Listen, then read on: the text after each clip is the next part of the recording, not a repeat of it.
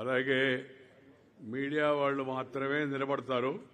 మిగతా వాళ్ళందరూ సొంత సెల్ఫీలు ఉన్నవాళ్ళు కూర్చొని ఈ స్థలం నుంచి ఆ పని చేయండి దయచేసి. సభా మర్యాదలు మనం పాటించాలి ఎక్కడైనా. ఈరోజు శ్రీ అక్కినేని నాగేశ్వరరావు గారి కళాశాల ఆ మాటతోనే నేను గమనే ప్లీజ్ ప్లీజ్ ఫోటోగ్రాఫర్ కూడా వేసేది ఒక ఫోటో, తీసేది మాత్రం 100. ఎందుకంత? అక్కినేని నాగేశ్వరరావు గారు పేరుతో మొదలు పెడతాను నేను. ఈ అలవాట్లు ANR college, NTR college, PBN college ఈ అలవాట్లు మానేయాలి. అది అవమానకరం. అక్కినేని నాగేశ్వరరావు కళాశాల అని మాత్రమే పిలవాలని చెప్పి నేను కోరుతున్నాను. ఈ చిట్టిపెట్టి మాటలు మాట్లాడడం, ఆ ఇంగ్లీష్ వాళ్ళు పెట్టిపోయారు మన మాటలు, మన దేశం, మన గొప్ప అని మనం గుర్తుపెట్టుకోకూడదని.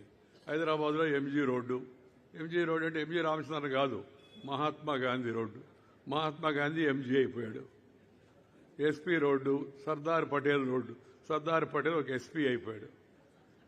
ఇది మంచిది కాదు. వాళ్ళ భాషని పెంచడానికి, మనల్ని మనం మర్చిపోవడానికి వాళ్ళు అవి పెట్టారు. ఇప్పుడు మాట్లాడకపోవడం కూడా మనం ఏం చేస్తున్నాం, ఆ వల్లలోనే ఇంకా పోతున్నాం. మా డ్రైవర్ మాట్లాడుతున్నాడు, ఇంకొకటితో మాట్లాడుతున్నాడు, బ్రో బాగున్నావా అని. బ్రోవా?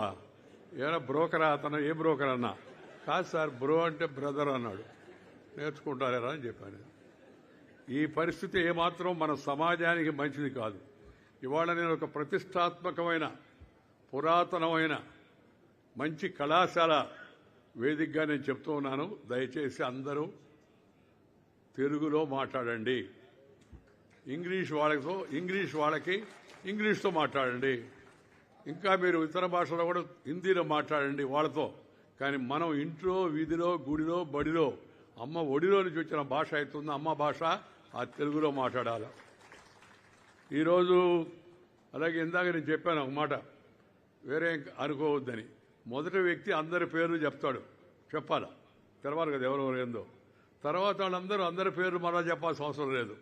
ఆ చెప్తూ సీనియారిటీ మర్చిపోవడం, ఒక్కోసారి పేరు అది కావడం, ఇంకోటి చూడడం, మళ్ళీ వాళ్ళ మనసులో బాధ కలగడం, ఇవి సమయం ఎక్కువైపోవడం, ఇవి జరుగుతాయని మాత్రమే పేరు చెప్పొద్దాను. కానీ పేర్లు మంచివి కాదని కాదు.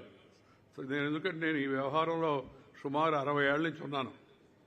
ఈ ఫోటోగ్రాఫర్ కూడా ఆ అనుభవంతో చెప్పాను నేను చనువుతో.